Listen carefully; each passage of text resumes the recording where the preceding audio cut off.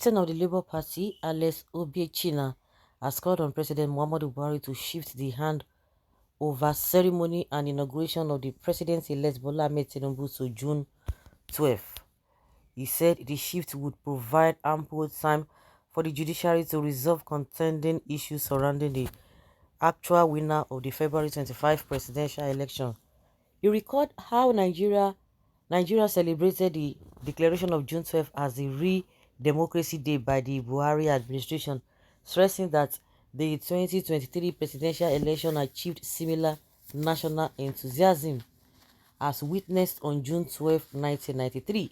He therefore pleaded with President Muhammadu Buhari to honor his commitment not to interfere with the presidential election by allowing the Presidential Election Petition Tribunal to make the final declaration on the outcome of the election before a winner is sworn into office.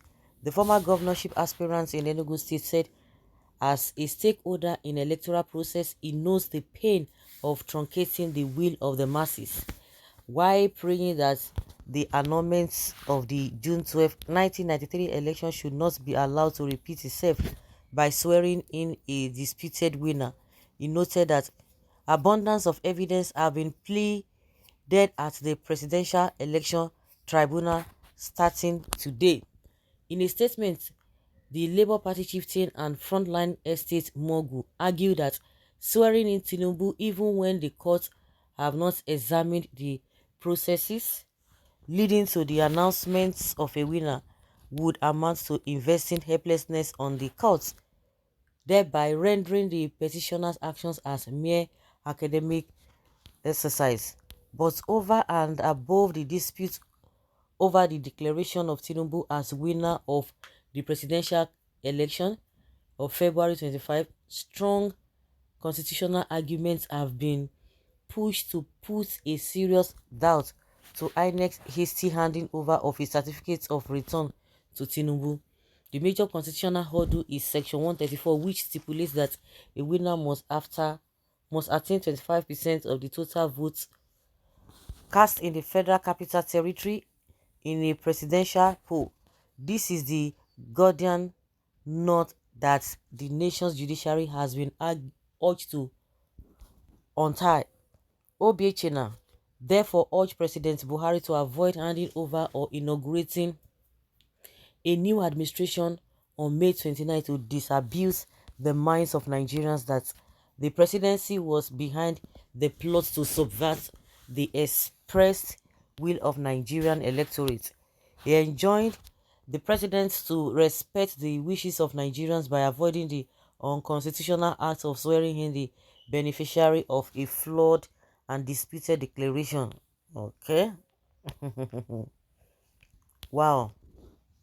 My question is that, so if at the end of the day, if the case is being sped up to facilitate the election petition, or the case to speed it up, does that guarantee that Tinubu will not win or Obi will lose, or whichever way? Because whatever that comes out of it, if they say, oh, Tinubu did not win, Tinubu will appeal it. If they say Obi did not win, he will appeal it. So does it mean that they have to appeal it until when? Because is it going to be final judgment the Supreme Court will hold, and ever the people involved or the jurisprudence that's involved will make their final decision that very day or before May 29? That is what I don't really get, because irrespective of what happens, at the end of the day, some people will still tell you they are not still satisfied unless the Supreme Court is going to give its own verdict. Because I don't know where all of these are really coming from. Maybe this particular person is just like, okay, let the judiciary state or define the meaning of that 25% in FCT. Maybe if that one is being said, because there are a lot of things. Not only that, oh, some people are saying, oh, overvoting this and that. Some people are saying, oh, the FCT 25%. Some people are saying Beavers, IREC, and what have you. So it is not even only one thing. Not to talk of what is it called, the baggages that Tinubu is carrying. Now he has even left the country. Oh, and Atat is saying that he's going for investments or investors and all of that. So that is where I don't really understand. And what makes you think that Buhari has the interest of Nigerians at heart? What makes you think that Nigeria, Buhari thinks about it? Or what make you think that Buhari thinks about Nigeria, or he feels about Nigeria? No, no, no, no. He doesn't need anything from Nigerians again. So he can do whatever he wants to do. And what makes you think it is not even behind Tinubu, that is behind the Nigerian people? He's behind Tinubu, so he does not care what happens to Nigerians, whether Nigerians are crying, whether they are sleeping, whether they are hailing or rejoicing. It is none of a Buhari's business. So calling him to come and do this is what I strongly doubt. Well, it would have been a good idea, but Buhari has no brain. Okay, the same Igbo explaining away the law because of tribal sentiments. Who is Buhari to just change the law because of an Igbo because an Igbo man is involved? The sadness coming from the southeast is very pathetic. Igbo might rule this country for a very long time.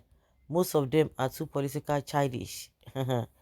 These people who wear cap all the time in office are thieves. Out of frustration. Are these not the same people who kicked against June 12 election results? Who are the people? I don't understand that you just generalize everybody. Is everybody supporting Tinubu? Is everybody supporting Peter Obi? I don't understand. It's all Igbo supporting Peter Obi.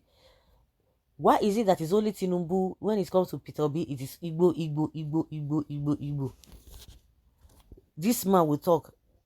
Dele Farotimi will talk. You are not going to tell us that he is an Igbo person. We have people who have been speaking who are not Igbos. But once an Igbo man says something, the next thing you say all Igbos. Something is wrong with you people's head. People who think in this direction, something is wrong with you. So unfortunate.